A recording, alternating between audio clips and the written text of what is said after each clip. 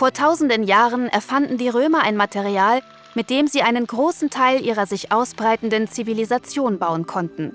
Plinius der Ältere lobte eine imposante Ufermauer aus diesem Material als von den Wellen uneinnehmbar und jeden Tag stärker werdend.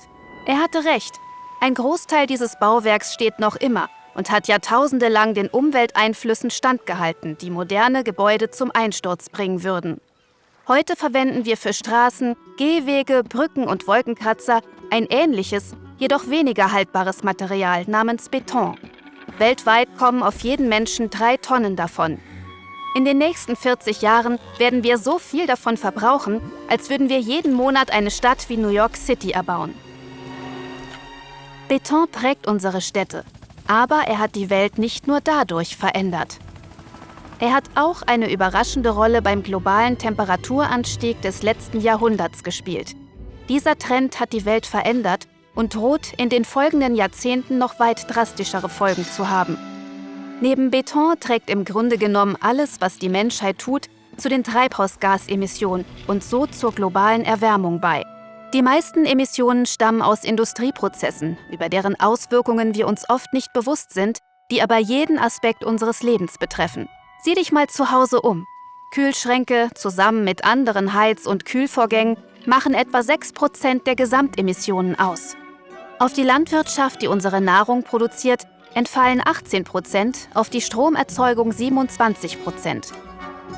Wenn du vor die Tür gehst, siehst du Autos vorbeiflitzen, Flugzeuge am Himmel und Züge voller Pendler.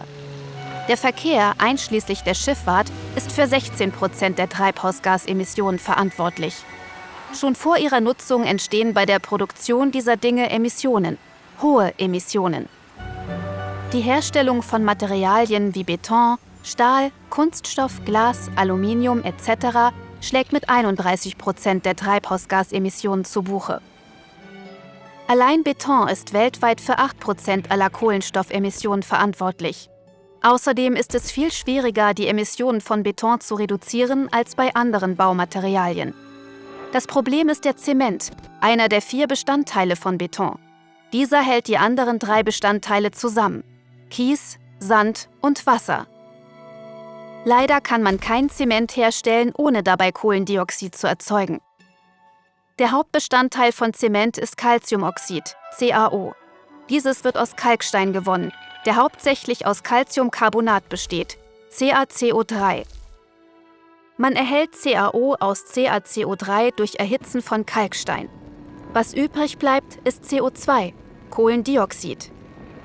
Für jede Tonne Zement, die wir herstellen, setzen wir also 1 Tonne Kohlendioxid frei. Beton könnte die Welt ein 3. Mal verändern, durch Vermeidung von Treibhausgasemissionen und die Stabilisierung unseres Klimas. Derzeit gibt es zwar noch keinen 100%ig sauberen Beton, aber dafür einige gute Ideen, um dieses Ziel zu erreichen. Bei der Zementherstellung entstehen durch die Verbrennung fossiler Brennstoffe zum Erhitzen des Kalksteins noch zusätzliche Treibhausgasemissionen. Durch sauberen Strom oder alternative Brennstoffe könnte man diese Emissionen beseitigen.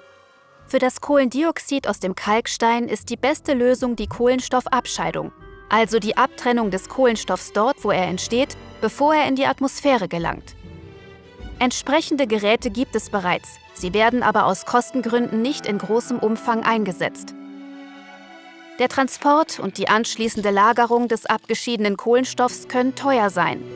Deshalb hat ein Unternehmen eine Möglichkeit gefunden, abgeschiedenes CO2 dauerhaft im Beton selbst zu speichern. Weitere Innovatoren tüfteln an den chemischen Grundlagen des Betons. Einige erforschen Möglichkeiten, Emissionen durch die Reduzierung des Zementanteils im Beton zu verringern. Andere arbeiten daran, die Geheimnisse des römischen Betons zu entschlüsseln und ihn zu reproduzieren. Sie haben herausgefunden, dass Plinius buchstäblich recht hatte. Die Römer verwendeten für ihren Zement vulkanische Asche. Kam sie mit Meerwasser in Berührung, verstärkte das Meerwasser den Zement und machte ihn stärker und haltbarer als den Beton, den wir heute verwenden. Wenn wir diese Erkenntnisse mit modernen Innovationen verbinden, könnten wir hoffentlich diesen Erfolg wiederholen, indem wir damit langlebige Strukturen schaffen und dafür sorgen, dass unsere Nachkommen sie noch in tausenden Jahren bewundern können. Wir haben die Mittel und das Wissen, um die Welt zu retten. Aber was kommt als nächstes? Unter ed.ted.com/earthschool findest du eine Roadmap, der du folgen kannst und konkrete Maßnahmen, mit denen du etwas bewirkst.